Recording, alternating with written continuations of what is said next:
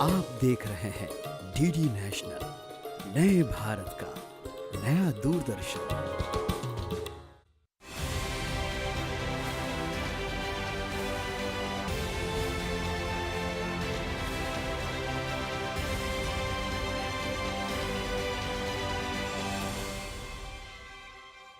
नमस्कार, इफ्फी के रंग सिनेमा के संग हमारे इस विशेष कार्यक्रम में आप सभी का बहुत बहुत स्वागत है। मैं हूं शहला निगार। कहते हैं कि कला को सीमाओं में नहीं बांधा जा सकता। सिनेमा का स्वरूप इतना व्यापक है कि जितना जानिए उतना कम लगता है। हम यहां मौजूद हैं इस समय भारतीय अंतर्राष्ट्रीय फिल्म महोत्सव यानी कि इफ्फी के मंच पर, और यहां पर आप देख सकते हैं कला के तमाम स्वरूपों को, सिनेमा के दायरे को यहां पर आप देख सकते हैं कि किस तरह से सिनेमा आज अपनी एक अलग पहचान बना रहा है। इफ्फी के इस मंच पर दुनिया भर के तमाम फिल्मों के चाहने वाले मौजूद हैं। सिनेमा के और इफ्फी के इन तमाम रंगों से आपको रूबरू कराएंगे। शुरुआत करेंगे आज के अपने इस खास कार्यक्रम की। भारत को आज़ादी यूं ही नहीं मिली थी। इसके लिए तमाम मतवालों ने बहुत सारे संघर्ष किए थे, अपनी प्राणों की आहुति तक लगा दी थी। आज़ादी के इस अमृतकाल में हम उन तमाम नायकों को याद कर रहे हैं, उन तमाम नायकों को नमन कर रहे हैं। आज हम आपको लेकर चलेंगे ऐसी ही एक प्रदर्शनी में जहां पर ये दर्शाया गया है कि किस तरह से आज़ादी में फिल्मों का रोल रहा है और वहीं फिल्मों में आज़ादी का क्या कॉन्ट्रीब्यूशन रहा है। आइए देखते हैं ये प्रदर्शनी।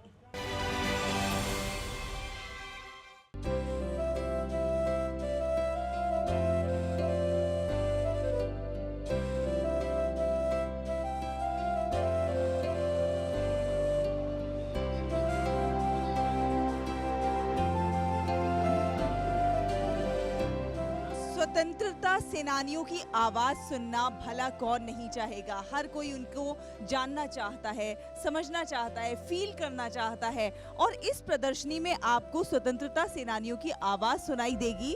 और वो देखिए किस तरह से यहाँ पर एक सेटअप है पूरा, जहाँ पर स्वतंत्रता सेनानियों की वॉइस ऑफ फ्रीडम फाइटर्स हैं। ये सर हमारे साथ यहाँ मौजूद हैं। आप आवाज सुन रहे हैं फ्रीडम फाइटर्स की, कैसा लग रहा है? बहुत अच्छा लग रहा है। It's very interesting. तो कुछ नया है और सीखने का भी मिलता है। आज टेक्नोलॉजी इस आयाम पर पहुंच गई है जब हम तमाम उन चीज़ों को जो हम सोच भी नहीं सकते थे वो अपने सामने देख पा रहे हैं, सुन पा रहे हैं। ये अपने आप में एक अलग अनुभूति।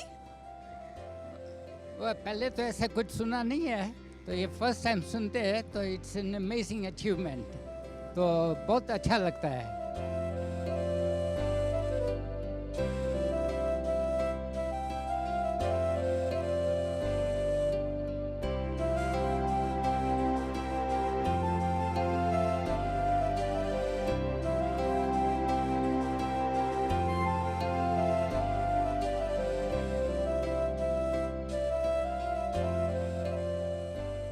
आजादी में सिनेमा का क्या योगदान रहा है और सिनेमा में आजादी किस तरह से दर्शाई गई है, ये तमाम तस्वीरें डिजिटल माध्यम से यहाँ पर दिखाई जा रही हैं।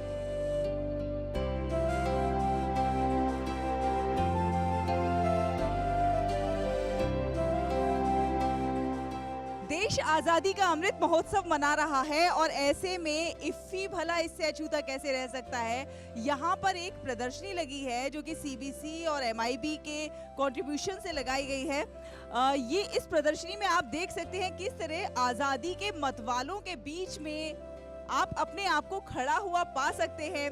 उन लोगों के साथ आप अपने आप को खड़ा हुआ पा सकते हैं जिन्होंने आज़ादी के लिए, देश की आज़ादी के लिए अपनी जान न्यौछावर की है। हमारे साथ कुछ लोग हैं, उनसे बात करने की कोशिश करेंगे। सर, आप कहाँ से आए हैं? हम लंदन से आए। अच्छा। और आप यहाँ इफ्फी में आकर जब भारत के लिए, आज़ादी के लिए अपनी जान न्यौछावर करने वालों के बीच में अपने आप को खड़ा हुआ देख रहे हैं मल्टीमीडिया प्रदर्शनी के जरिए, तो कैसा लग रहा है? मेरे को बहुत प्राउड फील हो रहा है क्योंकि हम लंदन में रहते हैं, लेकिन दिल्ली तो हिंदुस्तानी है।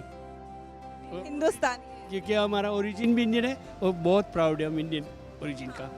आज के समय में जब देश आज़ादी का अमृत महोत्सव मना रहा है और देश तकनीक की दिशा में आगे बढ़ता जा रहा है, ऐसी प्रदर्शनी को आप कैसे आंकेंगे? बहुत बहुत इम्पोर्टेंट है, क्योंकि आज इंडिया मेजर पावर्स में आ गए हैं। G20 का भी मीटिंग था, तो मोदी जी ने बहुत बहुत चार्ज लिया है और बहुत रेपुटेशन और इज़्ज़त कमाई है।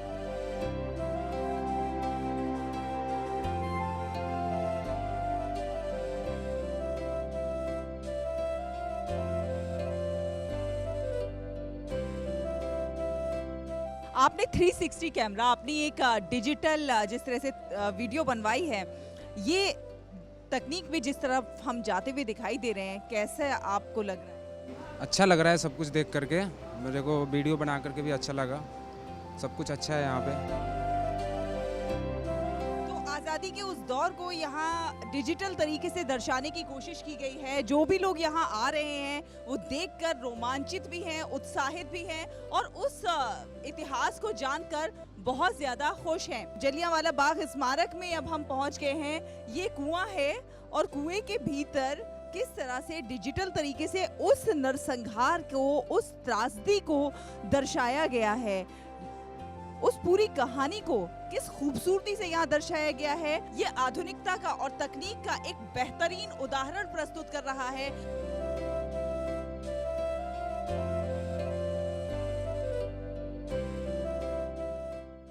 हाँ, ये बहुत अच्छा है और ये कुछ नया एक्सपीरियंस है डिजिटल में, जो इंडिया के इंडिपेंडेंस और आज़ादी के बारे में जो एग्जीबिशन रखा हो, इसकी वजह से you get to know so much. Maybe books में सब पढ़ते हैं और सिलेबस में है, लेकिन जब डिजिटली व्हेन यू सी, वो आँखों में वैसे ही it will sustain in your eyes. And to talk about Jallianwala Bagh, last month मैं अमृतसर गई थी दिल्ली से, तो I have for the first time I have seen Jallianwala Bagh myself. So वहाँ देखने के बाद तो खून खौल आता है। So that well and those shootings, everything I have seen personally, and after seeing here it reminds me of that place so well, it gets connected. So it is really a very good effort. मैं आज़ादी के अमृत महोत्सव के लिए शुभकामनाएं। बहुत अच्छा ये दिखने के लिए लायक किया है और सब लोग इधर आना चाहिए और देखना चाहिए। ये पूरी जो हमारी एग्जीबिशन लगी है, ये ट्रेडिशनल से साइड करके पूरा डिजिटल लुक आया है। तो हम स्टार्ट करते हैं। ये हमारी LED वॉल है जिसपे स्वराज का वीडियोस, परमवीर चक्र की वीडियोस एंड ओवरऑल सम और वीडियोस चलेंगी। यहाँ पे हमारी फ्लिप बुक दी हुई है। इस फ्लिप बुक पे इस फ्लिप बुक पे 1857 से लेके 1947 तक जितनी भी लड़ाई हुई है, पूरा कुछ दिखाया गया है। एक टाइमलाइन है आज़ादी का अमृत महोत्सव की। यहाँ पे हमारी और वीडियोस हैं, सॉन्ग्स हैं। आप यहाँ पे QR कोड पे स्कैन कर सकते हो और यहाँ पे उसका नाम भी लिखा हुआ है। आप QR कोड पे स्कैन करो। QR कोड का क्या मतलब है? क्यों यहाँ पे QR कोड दिया गया है? क्योंकि ये 1940 प्री इंडिपेंडेंस की वीडियोस हैं जो रेयर आपको देखने को मिलती हैं। तो हमने कुछ बहुत ज़्यादा सर्च किया है नॉल, उसके बाद यहाँ पे QR कोड्स लगाए, आप स्कैन करेंगे, ये नाम लिखा हुआ है और आप उसको अपने फ़ोन पे सुन सकते हैं। ये 360 थिएटर का पूरा लुक है। आप VR सेक्शन है ये, आप इसको ऐसे लगाओगे तो आपको काकोरी कांड की पूरी वीडियो आपको ऐसा फील देगी जैसे आप थिएटर में बैठे हो और आपको वीडियो दिखाई देगी। भारतीय सिनेमा में स्वतंत्रता संग्राम की कुछ वीडियोज़ हैं जो अब तक की हैं, स्टार्टिंग प्री से लेके पोस्ट तक, और जो अब तक वीडियोस आई हैं वो पूरा आपको यहाँ दिया गया है। इसके बाद यहाँ पे एक आज़ादी क्विज गेम भी दिया गया है। यहाँ पे आप लॉगिन कर सकते हैं, उसके बाद एक पोर्टल खुलेगा और आप अपना गेम प्ले कर सकते हैं। उसके बाद एक आपको सर्टिफिकेट भी मिलता है जो आपके फ़ोन पे आएगा। दीपिका ने बहुत अच्छे तरीके से समझाया है इस पूरी प्रदर्शनी के बारे में। दीपिका, आप हमें ये बताइए कि डिजिटल माध्यम सिनेमा को कहाँ लेकर जा रहा है? अगर हमें पैसे भी किसी को ट्रांसफ़र करने हैं तो शायद एनवलप में रख के एक वो करना पड़ता है, बट आज हमारे पास फ़ोन पे, गूगल पे सब कुछ है और हम जस्ट एक क्लिक में अपना पैसा यहाँ से वहाँ ट्रांसफ़र कर सकते हैं। इसके अलावा बहुत सारी चीज़ें हैं जो डिजिटलाइज हो चुकी हैं, जो कि हमें एक बहुत कंफर्ट दे रही हैं हमारी इस भाग दौड़ की ज़िंदगी में, राइट। तो इसके साथ ही हमने सोचा कि कुछ ऐसी हम एक एग्जीबिशन डिज़ाइन करें जिससे कि लोगों को मज़ा आए, क्योंकि ट्रेडिशनल लोग देखते हैं वो एक नॉर्मल है, आपको कहीं पे भी मिल जाएगा, बट हर चीज़ एक डिजिटलाइज होना which is different and which is very important for the modern world. So this is it. बहुत बहुत धन्यवाद इतने अच्छे तरीके से इस डिजिटल प्रदर्शनी को हमारे दर्शकों तक लेकर आने के लिए। तो उम्मीद है आप लोगों को ये डिजिटल प्रदर्शनी बहुत पसंद आई होगी और आज़ादी के इस दौर से जुड़ने का मौका इसके जरिए भी आपको ज़रूर मिला होगा। कैमरा पर्सन सुमित के साथ मैं शहला निगार, डीडी न्यूज़ के लिए। इफ्फी के 53वें संस्करण में एक बहुत खास सेगमेंट है, वो है फिल्म बाजार। और फिल्म बाजार में महाराष्ट्र का जो स्टॉल है वो काफ़ी सुर्खियां बटोर रहा है। हम सब जानते हैं कि महाराष्ट्र का और बॉलीवुड का अटूट नाता है। बॉलीवुड और महाराष्ट्र जैसे कभी एक दूसरे से अलग नहीं हो सकते। तो चलिए आपको लेकर चलते हैं महाराष्ट्र के स्टॉल में और देखते हैं महाराष्ट्र और बॉलीवुड का ये कनेक्शन। हम फिल्म बाजार में मौजूद हैं और इस समय मौजूद हैं महाराष्ट्र के पवेलियन में। हमारे साथ मौजूद हैं अविनाश ढाकने जी। बहुत बहुत स्वागत है आपका दूरदर्शन में। आपसे जानना चाहेंगे कि इस समय आपका जो पवेलियन है इसकी थीम है बॉलीवुड और महाराष्ट्र का कनेक्शन जो है। तो बॉलीवुड का महाराष्ट्र से कनेक्शन ये बहुत पुराना है, हम सब जानते हैं।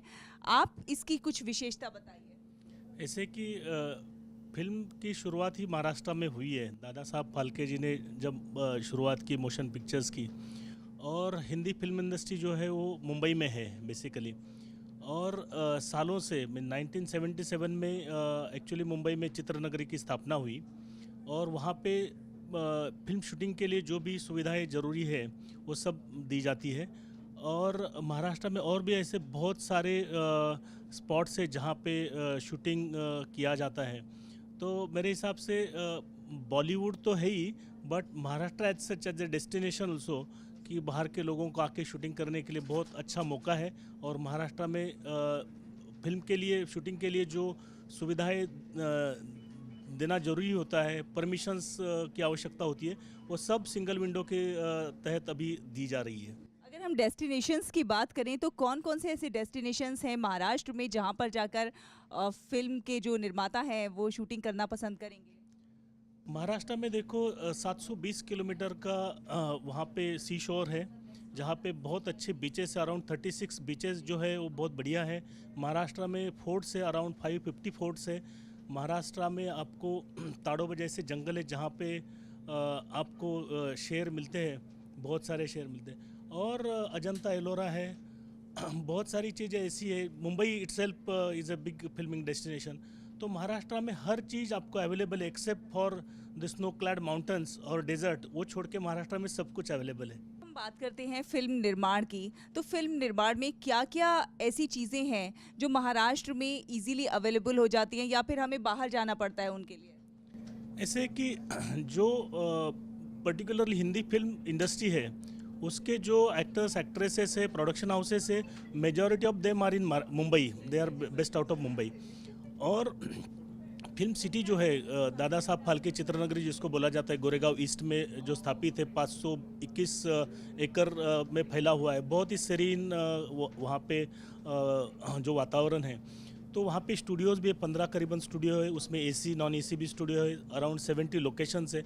तो फिल्म के लिए जो ज़रूरी है वो सब वहाँ पे है शूटिंग के लिए। आफ्टर दैट जो पोस्ट प्रोडक्शन फैसिलिटीज़ है, अभी नए नए टेक्नोलॉजी जो आ रही है वो सब मुंबई में अवेलेबल है। कोई भी देश का कोई भी भाग से अगर किसी को आके शूटिंग करना है, पोस्ट प्रोडक्शन फैसिलिटीज़ वहाँ पे अवेलेबल है। इससे ज़्यादा अगर बोला जाए तो इंटरनेशनल फिल्म्स की भी काफ़ी सारी शूटिंग्स जो है मुंबई में होती है। तो मेरे हिसाब से जो कुछ फिल्म बनाने के लिए ज़रूरी है वो सब महाराष्ट्र में आज अवेलेबल है। सर, आज का जो युवा है वो बहुत सारी नई नई फिल्में बना रहा है और बहुत अच्छी फिल्में बना रहा है। नए युवा जो महाराष्ट्र में आकर फिल्म बनाना चाहते हैं उनके लिए क्या संदेश? ऐसे कि एक ज़माना था कि ऐसे लगता था लोगों को कि जो फिल्म पर्सनैलिटीज़ है उनके बच्चे बच्चियाँ वही फिल्म बनाएंगे और उन्हीं को मौका मिलेगा। मगर आज इतनी ईजी हो गई है फिल्म बनाना कि कोई भी फिल्म बना सकता है। प्रॉब्लम है फिल्म बेचना और उसको जो थिएटर्स में लगाना। अभी OTT भी प्लेटफॉर्म्स अवेलेबल है, तो मेरे हिसाब से अभी सही तरीके से ये डेमोक्रेटाइज हो गया है, उसका काफ़ी उसमें लोकशाही जो है उसमें आ गई है। तो कोई भी अपनी क्रिएटिविटी है वो दिखाने के लिए जो भी ज़रूरी है वो सब चीज़ें अवेलेबल की जा रही है। गवर्नमेंट ऑफ इंडिया हो, गवर्नमेंट ऑफ महाराष्ट्र हो या बाकी भी स्टेट गवर्नमेंट्स अवेलेबल करके दे रही है। हम महाराष्ट्र में ये कोशिश कर रहे हैं कि जिसको भी फिल्म बनाना है उसको परमिशंस पर्टिकुलरली बहुत सारी लगती है, तो वो सिंगल विंडो के तहत हम देने की कोशिश करें ताकि जिसको भी अपना क्रिएटिविटी दिखाना है तो वो दिखा सके और इजीली दिखा सके। हम यहाँ बैठे हैं इस पवेलियन में, हमारे चारों ओर ये तमाम पोस्टर्स हैं फिल्मों के जो अपने आप में एक से बढ़कर एक अपने अपने समय की ऐसी फिल्में रही हैं जिन्हें हम मील का पत्थर कह सकते हैं, जिन्होंने एक कामयाबी के रिकॉर्ड तोड़े हैं। आप महाराष्ट्र के योगदान को कुछ शब्दों में अगर बयान करना चाहें तो फिल्मों में उसे कैसे बयान करेंगे? ऐसे है कि मुंबई मायानगरी है और हर एक जिसको भी फिल्म में कुछ करियर बनाना है वो मुंबई की तरफ, बॉलीवुड की तरफ देखता है। तो ये इसलिए क्योंकि हमारे पूर्वजों ने जो हमें पीछे छोड़ के गए हैं, वो दादा साहब फाल्के हो, भालजी पेंडारकर हो, उसके बाद राज कपूर हो, पृथ्वीराज कपूर हो, आप अमिताभ बच्चन हो, जो भी फिल्म पर्सनैलिटी बनी हो वो सब महाराष्ट्र ने सब इनको जो भी ज़रूरी था फिल्म के लिए वो दिया है और वो सब लोग मुंबई में रहते हैं। तो हर एक देश का कोई भी युवा हो वो सोचता है कि मैं मुंबई में जाके अपना करियर बनाऊं। तो हम हमेशा महाराष्ट्र में सबका स्वागत करते हैं और आगे भी करते जाएंगे। और जो कुछ हिंदी फिल्म इंडस्ट्री ने महाराष्ट्र को एक अलग सा एक पहचान बनाई है, मुझे लगता है कि फ्यूचर में भी ऐसे ही रहे, इसके लिए महाराष्ट्र गवर्नमेंट जो है वो कोशिश करता रहेगा। बहुत बहुत धन्यवाद दूरदर्शन से बात करने। Thank you, thank you. भारतीय सिनेमा के महान फिल्म निर्माता, निर्देशक, राइटर, लेखक, चित्रकार, जितने भी नामों से पुकारा जाए उतना कम है। जी हाँ, हम बात कर रहे हैं सत्यजीत रे की। उनके शताब्दी वर्ष पर हम उन्हें याद कर रहे हैं, हम उन्हें नमन कर रहे हैं। ऐसे में बहुत सारी फिल्में उनकी कहानियों पर बनाई जा रही हैं। उन्हीं की कहानियों पर आधारित है film the story teller. The story teller की टीम इफ्फी में मौजूद थी, हमने उनसे खास बातचीत की। फेरी टेल तारिणी बाबू, ये दुनिया सोचने वालों की नहीं, करने वालों की है। तो दिन रात से सोया नहीं, मैं 30 साल से नहीं सोया। तरोड़िया मैजिशियन है, हीरो ऑफ अवर टाइम। सुना है मछली खाने से दिमाग तेज होता है। हाँ। फिश। तो तारिणी बाबू, आपकी स्टोरी से मुझे नींद तो आएगी ना?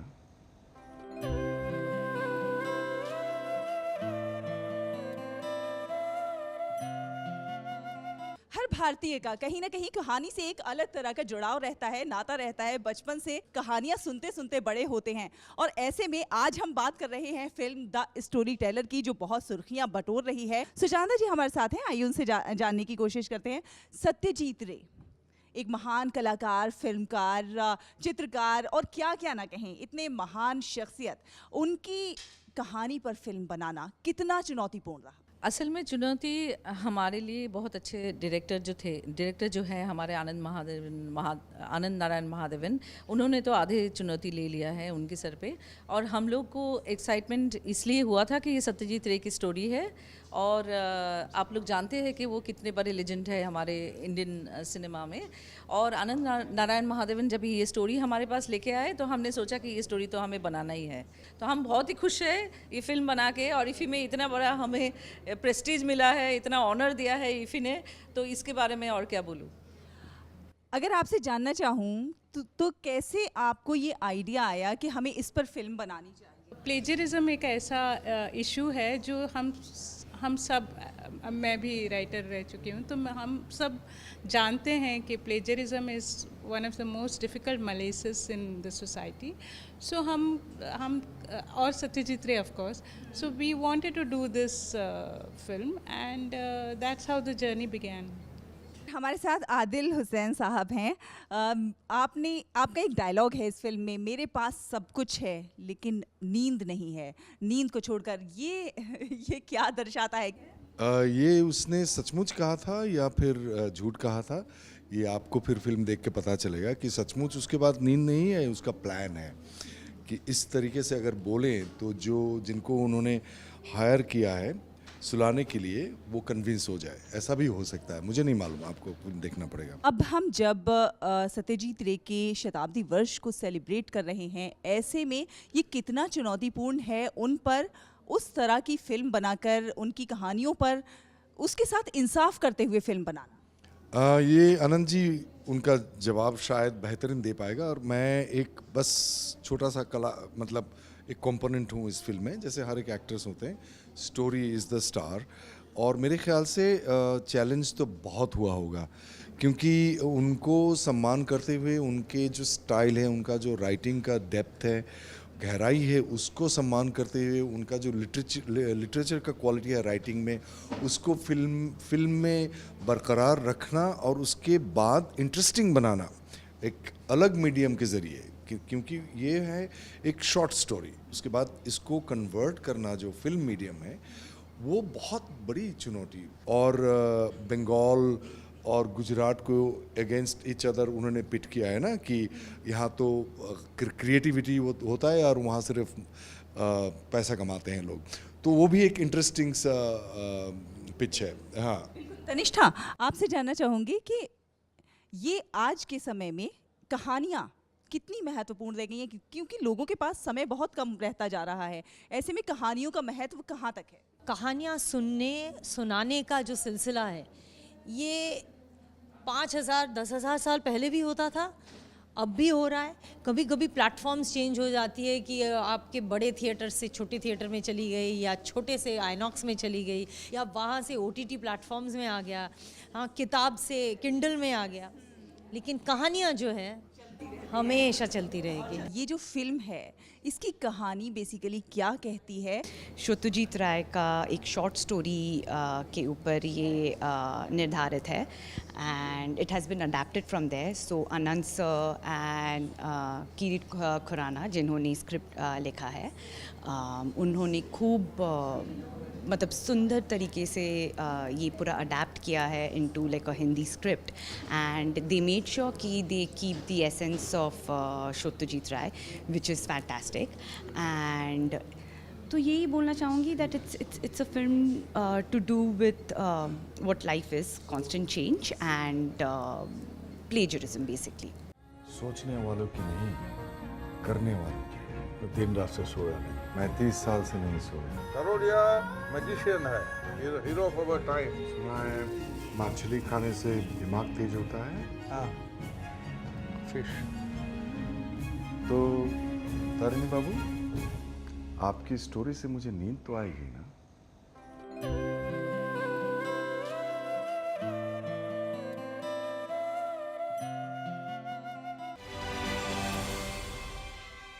इफ्फी के इस मंच पर कई फिल्मकार कलाकार अपना जलवा बिखेर रहे हैं और इफ्फी की शान में और ज़्यादा इजाफा कर रहे हैं। बहुत सारे कलाकार हैं जो यहाँ मौजूद हैं। हमने बात की कलाकार एक्टर अंशुमन झा से, और अब हमारे साथ मौजूद है अंशुमन झा, जिनकी दमदार अदाकारी के शायद आप भी कायल होंगे। बहुत बहुत स्वागत है अंशुमन जी आपका DD न्यूज़ में। आप इफ्फी के इस स्थान पर हैं जहां पर बड़ी बड़ी फिल्मों का जमावड़ा है, लोगों को देखने को एक से बढ़कर एक ख़ास फिल्में मिल रही हैं, क्या कहेंगे? बहुत ही खूबसूरत माहौल है, ये कहूँगा। दुनिया भर से, सिर्फ देश भर से नहीं, दुनिया भर से कमाल के लोग आए हुए हैं। कल ओपनिंग फिल्म थी Alma and Oscar, Austrian film थी, बहुत ही खूबसूरत और बिग स्क्रीन पे देखने को मिला। तो बहुत कम ऐसा होता है जब इतनी उम्दा फिल्में आपको अपने देश में ऐसे प्लेटफॉर्म्स पे मिलती हैं। तो इफ़ी का बहुत बड़ा कंट्रीब्यूशन है आई थिंक सारे यंग फिल्म मेकर्स के लिए, क्योंकि एक्सपोजर जैसा मिलता है। जो फिल्म मार्केट हो रहा है अभी, उस दौरान जिन लोगों से आप मिलते हैं, फिल्म बाज़ार जो जहाँ पे हम अभी खड़े हैं, यहाँ पे literally it's like the best bazaar for film makers. It's a dream come true, क्योंकि काफ़ी हैंड एक्सचेंजेस हो जाते हैं बिटवीन राइटर्स, डायरेक्टर्स, प्रोड्यूसर्स, और उसके वजह से काफ़ी बड़ी फिल्में बनती हैं। मैं इनफैक्ट 2014 में मेरी फ़िल्म ये है बकरापुर, जो अब नेटफ्लिक्स पे है, national award winning film maker, उनकी फ़िल्म इफ़ी में प्ले हुई थी, सिलेक्ट हुई थी यहाँ पे इंडियन पैनोरामा में। उससे पहले चौरंगा करके मेरी फ़िल्म है, वो आ चुकी है। So lots of good memories of IFFI. And यहाँ मैं 3 साल बाद आया, 2 साल तो हुआ नहीं था बिकॉज ऑफ कोविड, तो 3 साल बाद आया हूँ and I am just here for 2 days। लेकिन मुझे बहुत ज़्यादा आनंद आता है जब मैं यहाँ आता हूँ। बिल्कुल, इफ़ी का ये प्लेटफॉर्म है ही ऐसी जगह जहाँ पर फिल्मों के शौकीन हो या फिर फिल्म बनाने वाले हो, सभी के लिए आनंद का एक तरह से उत्सव है। जी, और सरकार की तरफ से भी ये बहुत ही बेहतरीन और बहुत मैं कहूँगा ये जो इनिशिएटिव है बहुत सपोर्ट करता है फिल्म मेकर्स को, यंग एंड ओल्ड, ऐसा नहीं है। क्योंकि मैंने अभी मध्य प्रदेश में रघुवीर यादव और मैंने एक फ़िल्म की है हरि ओम करके, जो अगले वर्ष कंप्लीट होगी और फिर आएगी। वो मध्य प्रदेश टूरिज़्म ने जिसको सपोर्ट किया है, और इफ़ी में उनका एक बहुत बड़ा स्टॉल है। मैं आपको बता नहीं सकता हूँ कितनी मदद मिलती है इस पहल से जो स्टेट गवर्नमेंट्स प्रोवाइड करती हैं, और यहाँ पे फिल्म मेकर्स उसको एक्सप्लोर कर सकते हैं क्योंकि वो लोग स्टॉल्स लगा के आपको बता रहे हैं कि कौन कौन सी जगह कैसे कैसे आपको सपोर्ट मिलता है। तो I think it's a great place, और मैं बहुत खुश हूँ कि यहाँ इतने लोग आए हुए हैं। यहाँ एनर्जी बहुत बजिंग है। बहुत बहुत धन्यवाद DD से बात करने के लिए। Thank you so much. भारतीय अंतर्राष्ट्रीय फिल्म महोत्सव की एक खास बात है कि ये भारत का ही नहीं बल्कि एशिया का अपनी तरह का पहला ऐसा फिल्म महोत्सव है जो प्रतिस्पर्धी नहीं है बल्कि प्रतिनिधि है। ये प्रतिद्वंदिता में विश्वास नहीं रखता बल्कि एक दूसरे की कला कौशल को जानने समझने और उसकी सराहना करने में विश्वास रखता है, एक दूसरे को समझने में और उनको एम्ब्रेस करने में विश्वास रखता है। इफ़ी के तमाम रंगों से हम आपको रोज़ाना रूबरू करा रहे हैं। फिर आएंगे कुछ और रंगों को लेकर, लेकिन अभी के लिए इफ़ी के रंग सिनेमा के संग इस खास कार्यक्रम में बस इतना ही। हमारी पूरी टीम को दीजिए अनुमति। नमस्कार।